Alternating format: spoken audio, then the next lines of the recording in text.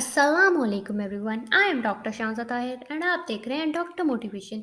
आज की वीडियो का टॉपिक है which academy is better, KIPS versus step.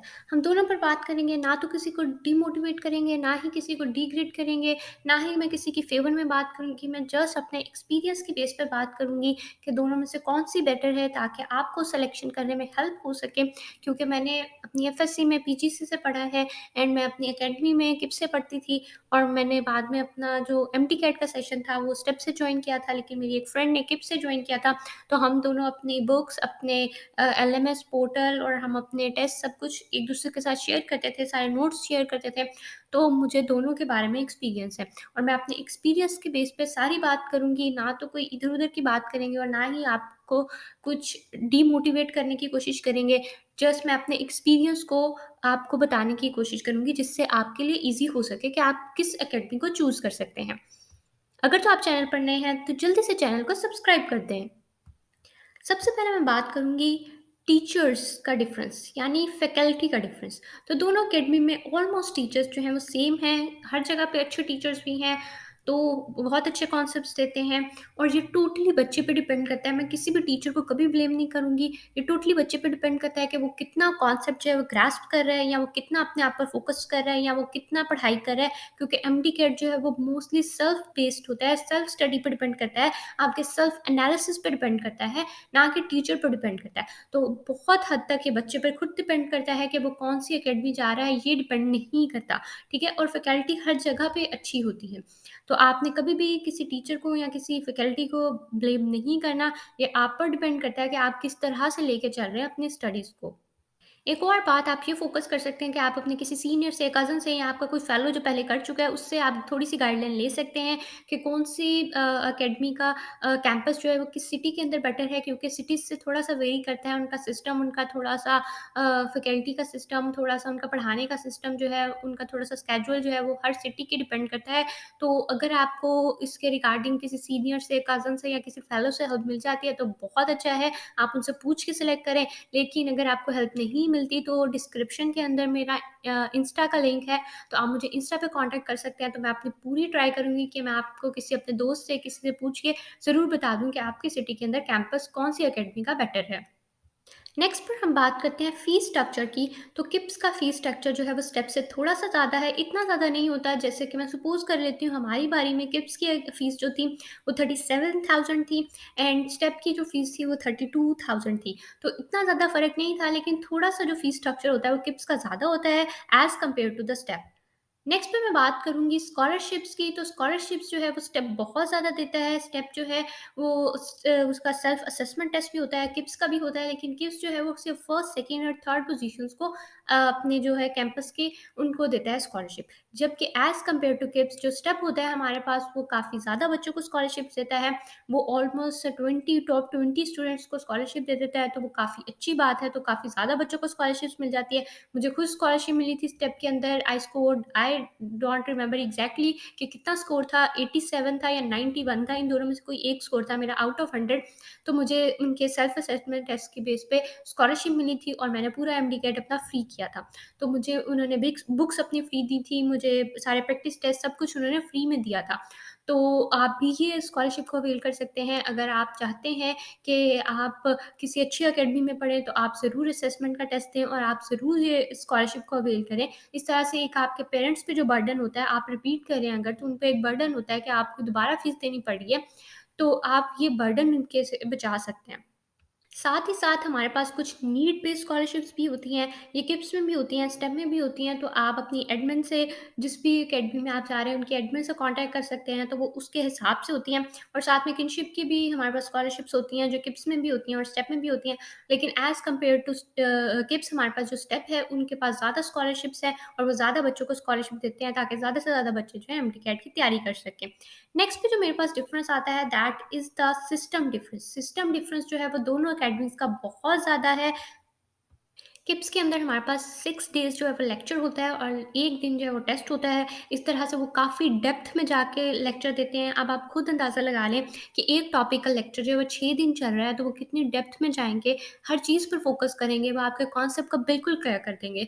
लेकिन एज़ कम्पेयर टू किप्स जब हम स्टेप की तरफ आते हैं, तो स्टेप के अंदर सिर्फ़ 1 दिन लेक्चर होता है और 2 दिन टेस्ट होता है उसी टॉपिक का। तो आप खुद अंदाज़ा ये लगाएँ कि 1 दिन में, 1 घंटे में वो उस टॉपिक में कितना वो डीप जा सकते हैं, वो सिर्फ़ शैलो सा आपको कॉन्सेप्ट देते हैं, वो ऐसा सपोज़ करते हैं कि आपने एफएससी में उसका कॉन्सेप्ट जो था बहुत अच्छा ग्रास्प किया हुआ था, तो अभी आपको सिर्फ़ जस्ट रिवीजन की ज़रूरत है एंड वो आपकी प्रैक्टिस को ज़्यादा करवाते हैं क्योंकि आपकी एफएससी के लेवल में उस तरह की प्रैक्टिस नहीं हुई होती एमसीक्यूज़ की, क्योंकि हमारे बोर्ड के एग्ज़ाम्स में सिर्फ़ 17 या 20 एमसीक्यूज़ आते हैं और जब एमडीकैट आता है तो वो होलली जो है हमारे पास एमसीक्यूज़ बेस्ड है, तो फिर वो थोड़ी-सी आपकी प्रैक्टिस पर ज़्यादा फ़ोकस करते हैं।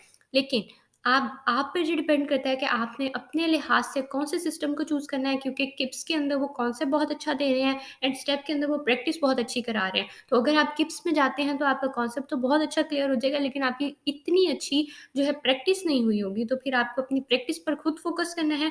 एंड इसी तरह अगर आप स्टेप चाहते हैं तो ऐसा नहीं है कि वो बिल्कुल भी आपके नॉलेज पर या आपके कॉन्सेप्ट पर फ़ोकस नहीं करते, वो आपको जितना नॉलेज पेपर के लिए चाहिए उतना एटलीस्ट ज़रूर दे देते हैं। लेकिन बहुत सारे बच्चे ऐसे होते हैं जो बिल्कुल डीप में जाके पढ़ते हैं और जब तक वो डीप जाके नहीं पढ़ते, तो उनको शैलो कॉन्सेप्ट भी जो है वो याद नहीं रहता। तो आप पर ये डिपेंड करता है कि आप किस तरह के स्टूडेंट हैं और आप किस सिस्टम को ज़्यादा प्रेफ़र करते हैं। आप अपने लिहाज से उस सिस्टम को चूज़ कर सकते हैं। नेक्स्ट पर मैं बात करूँगी KIPS LMS versus step portal. तो मैंने किप्स के एलएमएस के लेक्चर्स भी देखे हैं एंड मैंने स्टेप के पोर्टल के लेक्चर्स भी देखे हैं। तो किप्स एलएमएस के लेक्चर्स जो हैं वो फार बेटर हैं देन हमारे पास स्टेप का पोर्टल। तो किप्स के लेक्चर जो हैं, एलएमएस की जो ऐप है किप्स की, वो मुझे ज़्यादा बेहतर लगी है then the step portal.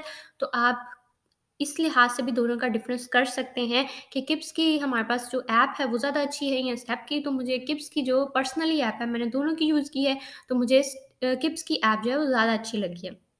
Next पे मैं बात करूँगी प्रैक्टिस बुक्स की। तो प्रैक्टिस बुक्स का भी बहुत ज़्यादा डिफ़रेंस है, जिस तरह से हमारे पास सिस्टम का डिफ़रेंस था दोनों का, इसी तरह हमारे पास प्रैक्टिस बुक्स का भी काफ़ी ज़्यादा डिफ़रेंस है। जो हमारे पास किप्स है, उसकी प्रैक्टिस बुक्स काफ़ी बेटर है देन द स्टेप। किप्स जो है वो उसके पास ये है बेनिफिट कि वो आपको प्रैक्टिस बुक्स भी प्रोवाइड करता है, उसके साथ ही साथ वो आपको प्रिपरेशन बुक्स भी प्रोवाइड करता है। तो प्रिपरेशन बुक्स भी जो हैं किप्स की, दीज़ आर वेरी गुड। मैंने खुद यूज़ की हैं, मैंने अपनी बारी में सारी किप्स की बुक्स जो थी अपने दोस्त से ली थी और दीज़ आर फैबुलस, बहुत अच्छी बुक्स हैं, आपकी क्विक रिवीजन के लिए बहुत अच्छी हैं, आपके कॉन्सेप्ट को बिल्ड करने के लिए बहुत अच्छी हैं, तो आप ज़रूर उनसे फ़ायदा उठाएँ। जबकि हम किप्स के मुकाबले में जब स्टेप की बुक्स देखते हैं, तो स्टेप की बुक एक ही है, मोटी सारी बुक है और उसके अंदर सिर्फ़ प्रैक्टिस टेस्ट हैं, उसके अंदर कोई प्रिपरेशन टेस्ट नहीं है, कोई प्रिपरेशन बुक नहीं है, सिर्फ़ टेस्ट आपको मिल जाएँगे। तो इस लिहाज से मुझे किप्स की जो बुक है वो ज़्यादा अच्छी लगी है। अब ये भी टोटली आप पर डिपेंड करता है कि कुछ बच्चे होते हैं वो छोटी-छोटी जो मेन पॉइंट्स होते हैं या शॉर्ट लिस्टिंग होती है उसको प्रेफ़र नहीं करते। तो किप्स की जो प्रैक्टिस बुक्स है प्रिपरेशन बुक्स हैं, उनके अंदर सारी की सारी शॉर्ट लिस्टिंग शुरू में दी होती है ताकि आपकी क्विक रिवीजन हो जाए। तो अगर आप वो नहीं चाहते तो आप नहीं ले सकते। आप सिर्फ़ स्टेप पर फ़ोकस कर सकते हैं। लेकिन मुझे जो पर्सनली अच्छी लगी है, मैं किप्स को ज़्यादा आपको रिकमेंड करूँगी कि आपको किप्स की प्रैक्टिस बुक और प्रिपरेशन बुक्स दोनों लेनी चाहिए, बहुत अच्छी बुक्स हैं। नेक्स्ट पे मैं डिफ़रेंस करूँगी एनवायरनमेंट के बेस पे, एनवायरनमेंट को कहाँ पे होता है और कहाँ पर को नहीं होता। बहुत सारी फैमिलीज़ जो हैं, बहुत सारी गर्ल्स जो हैं वो प्रेफ़र नहीं करती को में पढ़ने के लिए। तो किप्स के अंदर जो हमारे पास एनवायरनमेंट है दैट इज़ को, तो को में पढ़ाते हैं, लेकिन हमारे पास स्टेप के अंदर जो है वो को नहीं होता। तो आप स्टेप को प्रेफ़र कर सकते हैं अगर आप को में नहीं पढ़ना चाहते। लेकिन मैं ये कहूँगी कि आपकी एजुकेशन डिपेंड नहीं करती कि आप को में पढ़ रहे हैं या नहीं पढ़ रहे। ये टोटली बच्चे पे डिपेंड करता है कि वो किस तरह से खुद को टैकल करता है, एनवायरनमेंट पे डिपेंड नहीं करता। तो अगर आप चाहते हैं कि आप को में नहीं पढ़ना चाहते तो आप स्टेप को प्रेफ़र कर सकते हैं ओवर द किप्स। नेक्स्ट पे बात करेंगे एमसीक्यूज़ का लेवल का। एमसीक्यूज़ के लेवल में भी दोनों में काफ़ी डिफ़रेंस आता है। जो किप्स है उसके अंदर हमारे पास मॉडरेट लेवल से क्वेश्चन शुरू होते हैं, हार्ड होते हैं, हार्डेस्ट लेवल तक जाते हैं, पेपर काफ़ी मुश्किल भी आता है। मोस्टली जो है मॉडरेट लेवल से स्टार्ट होता है, कभी भी ईज़ी क्वेश्चन किप्स के टेस्ट में नहीं आते, ठीक है? अब इसके मेरे नज़दीक जो है एक फ़ायदा भी हो सकता है, एक नुकसान भी हो सकता है। अब ये टोटली बच्चे पे डिपेंड करता है कि वो किस तरह से उसको ले रहा है। आप उसको पॉज़िटिव वे में ले रहे हैं या आप उसको नेगेटिव वे में ले रहे हैं, ठीक है? तो आपने नेगेटिव वे में नहीं लेना, बताने का ये ये मकसद है अगर आप किप्स में जाते भी हैं तो, ठीक है? आपने क्या करना है उसका फ़ायदा ये है, एक तो ये है कि अगर आप मुश्किल क्वेश्चन सॉल्व करने के काबिल हो जाते हैं तो आपका जो कॉन्फिडेंस लेवल है वो बूस्ट कर जाता है, कि आप आसान क्वेश्चन जो है वो ईज़िली टैकल कर सकते हैं, आप आसान क्वेश्चन को आराम से सॉल्व कर सकते हैं। अब मेरे नज़दीक इसका नुकसान क्या है? नुकसान ये हो सकता है कि एक बच्चा जो है वो मुश्किल क्वेश्चंस को लेके बैठा हुआ है और वो मुश्किल उससे सॉल्व नहीं हो रहे हैं और उसकी वजह से उसका बहुत ज़्यादा टाइम वेस्ट हो गया है, ठीक है? और उसका फ़ोकस खराब हो गया, उनको सोचते-सोचते, उनको करते-करते जो ईज़ी क्वेश्चन थे अब उससे वो भी नहीं हो रहे। तो ये एक बहुत बड़ा नुकसान भी है आपके लिए डिफ़िकल्ट क्वेश्चंस का। अगर आपको इस तरह की चीज़ का सामना करना पड़ता है कि आपके पास मुश्किल क्वेश्चंस हैं और आपसे सॉल्व नहीं हो रहे, तो आप किसी बड़े से पूछ सकते हैं, किसी सीनियर से पूछ सकते हैं। आप मेरे इंस्टाग्राम पे कॉन्टैक्ट कर सकते हैं, मैं आपको ज़रूर बताऊँगी, ठीक है? अगर आपको कोई भी नहीं मिल रहा, तो आपको उस क्वेश्चन को स्किप कर देना है, क्योंकि एमडी कैट में इस तरह के मुश्किल क्वेश्चंस नहीं आते। साथ ही साथ अगर मैं बात करती हूँ स्टेप की, तो स्टेप के अंदर ईज़ी से क्वेश्चन शुरू होते हैं, ईज़ी भी होते हैं, मॉडरेट भी होते हैं एंड डिफ़िकल्ट लेवल तक जाते हैं, और यही हमारे पास जो फॉर्मेट है वो यूएचएस ने दिया हुआ है कि मोस्टली क्वेश्चन ईज़ी होंगे एंड थोड़े से क्वेश्चन जो है वो हमारे पास मॉडरेट लेवल के होंगे एंड कुछ क्वेश्चंस जो होंगे वो हमारे पास डिफ़िकल्ट लेवल के होंगे, और जो स्टेप है वो अपने पैटर्न को इसी तरह फॉलो करता है। उनका टेस्ट जो होता है वो इसी बेस पे होता है और इनके टेस्ट जो हैं वो काफ़ी अच्छे होते हैं। तो बच्चे आराम से फॉलो कर लेते हैं, और स्टेप के टेस्ट और यूएचएस का पेपर जो होता है वो ऑलमोस्ट एमटीकेट जो है वो इक्वल लेवल का होता है, क्योंकि उसके अंदर तीनों तरह के क्वेश्चंस होते हैं। नेक्स्ट पे मैं बात करूँगी campus better in your city. अब जैसे कि हम पहले भी बात कर चुके हैं कि आपको कोई भी अकेडमी की सिलेक्शन करने से पहले अपनी कैंपस जो है सिटी के अंदर, आपके के अंदर उसको ज़रूर पता कर लेना है, क्योंकि किसी सिटी के अंदर किसी एकेडमी का कैंपस अच्छा है और किसी सिटी के अंदर किसी एकेडमी का कैंपस अच्छा नहीं है। तो आप अपने किसी सीनियर से पूछ सकते हैं, आप किसी अपने कज़न से या किसी फेलो से जिसने पहले किया हुआ है, आप उससे ज़रूर पहले मशवरा कर लें।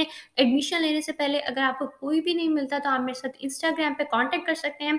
मैं अपने फ्रेंड से, इर्द-गिर्द से आपको पता करके ज़रूर बताऊँगी कि आपकी सिटी के अंदर कौन-सी अकेडमी का कैंपस बेटर है, जिसके अंदर आपको जाना चाहिए। लास्ट में I have a bonus tip for you for freshers and repeaters. जैसे कि हमने दोनों अकेडमीज़ के डिफरेंस की बात की है, तो मैं ज़रूर रिकमेंड करूँगी कि जो फ्रेशर स्टूडेंट्स हैं वो किप्स को फॉलो करें। ये मेरा अपना पॉइंट ऑफ व्यू है, आप डिफरेंट भी कर सकते हैं।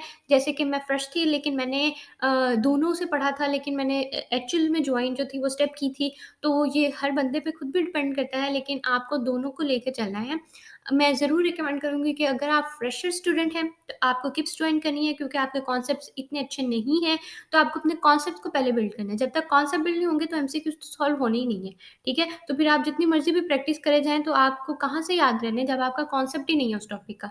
तो मैं आपको ज़रूर रिकमेंड करूँगी कि अगर आप फ्रेशर स्टूडेंट हैं, तो आपने जाना है किप्स।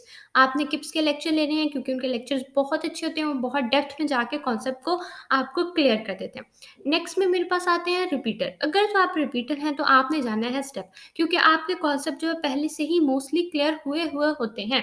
बहुत कम ऐसे टॉपिक्स होते हैं जिनमें रिपीटर्स को मसला होता है, जिनका आपको मसला हो, आप उनकी वीडियोज़ यूट्यूब पे देख सकते हैं, आप उनकी वीडियोज़ कहीं से भी अच्छी वीडियोज़ उठा के देख सकते हैं और अपना कॉन्सेप्ट क्लियर कर सकते हैं। लेकिन मोस्टली कॉन्सेप्ट जो होता है, वो रिपीटर का पहले से क्लियर होता है। तो आपको चाहिए होती है मैक्सिमम प्रैक्टिस। तो मैक्सिमम प्रैक्टिस कराता है स्टेप, और स्टेप के जो टेस्ट होते हैं वो भी यूएचएस के फॉर्मेट में होते हैं, जिसके अंदर ईज़ी क्वेश्चंस भी होते हैं, मॉडरेट भी होते हैं एंड डिफ़िकल्ट लेवल के भी होते हैं।